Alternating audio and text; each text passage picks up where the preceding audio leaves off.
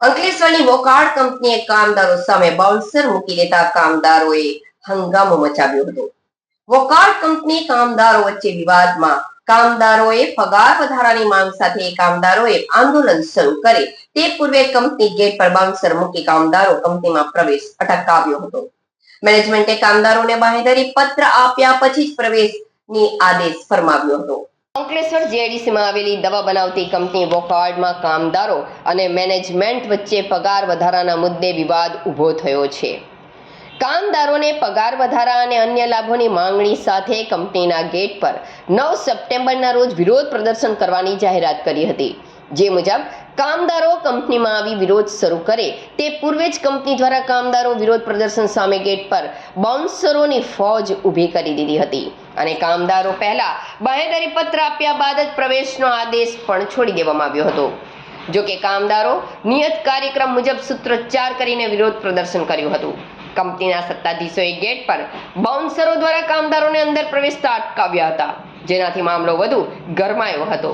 ઉલ્લેખનીય છે કે મળતી માહિતી મુજબ હાલ કંપની મેનેજમેન્ટ અને કામદારો વચ્ચે વાટાઘાટો ચાલી રહી છે। કામદારોનો આક્ષેપ છે કે કંપની મેનેજમેન્ટે કોઈ પણ પ્રકારની નોટિસ આપ્યા વગર જ તેમને અંદર જતા રોક્યા છે અને બાઉન્સરો રાખીને તેમને દબાવવાનો પ્રયાસ કર્યો છે।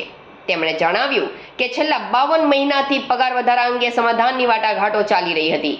બીજી તરફ કંપની મેનેજમેન્ટ સ્પષ્ટતા કરી છે કે કામદારો ગેરકાયદેસર રીતે હડતાલ પર ઉતર્યા છે, તેથી જ્યાં સુધી તેઓ બાંહેધરી પત્ર નહીં આપે ત્યાં સુધી તેમને ફેક્ટરીમાં પ્રવેશ મળશે નહીં। આ ઘટનાથી બંને પક્ષો વચ્ચે તણાવની સ્થિતિ સર્જાઈ છે। કામદારોના જણાવ્યા મુજબ નીચે આપેલ પત્ર ગત 7/9/2025 નો છે, જે 7 તારીખે નહીં પણ આજે 9/9/25 ના રોજ ગેટ પર લગાવવામાં આવ્યો છે। ત્યારે મેનેજમેન્ટનું કહેવું છે કે તેમણે આ પત્ર દ્વારા કામદારોને જાણ કરી હતી। આ પત્રમાં મેનેજમેન્ટે જણાવ્યું છે કે કામદારો કામના સ્થળ પર ગેરવર્તણૂક કરે છે, જેના કારણે ઉત્પાદન પર પ્રતિકૂળ અસર થાય છે, જેથી કામદારો સામૂહિક રીતે બાંહેધરી પત્ર આપશે પછી જ તેમને કંપની પરિસરમાં प्रवेश આપવામાં આવશે। मैं देवदत्त दीक्षित, वोकार्ड कंपनी में यहाँ एम्प्लॉय हैं हम लोग, और हम लोगों का सेटलमेंट तो 2021 से चल रहा है। कंपनी पगार बढ़ा नहीं रही है, इसके लिए हम लोग कोर्ट में भी गए हैं और यहाँ हम लोग नारेबाजी भी करते हैं। लेकिन ये लोगों ने कल अचानक जो है हम लोगों को जनरलशिप में बुला लिया, बोले कि ट्रेनिंग है, ट्रेनिंग के नाम पे बुलाया। हम लोग सब लोग ड्यूटी आए और शाम को 8 बजे के लगभग इन्होंने यहाँ बाउंसर ला के रख दिया और वो किसी को अंदर अभी जाने नहीं दे रहे हैं। आपकी आगे की प्रतिक्रिया क्या होगी? आगे हम अपना न्याय चाहेंगे कि अपना जो संबंधित अपना डिपार्टमेंट का लेबर कमिश्नर वगैरह जो भी कलेक्टर हैं हमको न्याय दिलाएं। क्या नाम है आपका भाई? मनहर आरवारन, Wockhardt company employees, senior operator. હું 32 વર્ષથી કંપનીમાં જોબ કરું છું અને 50 મહિનાથી અમારું સેટલમેન્ટ પીરિયડ ચાલુ છે।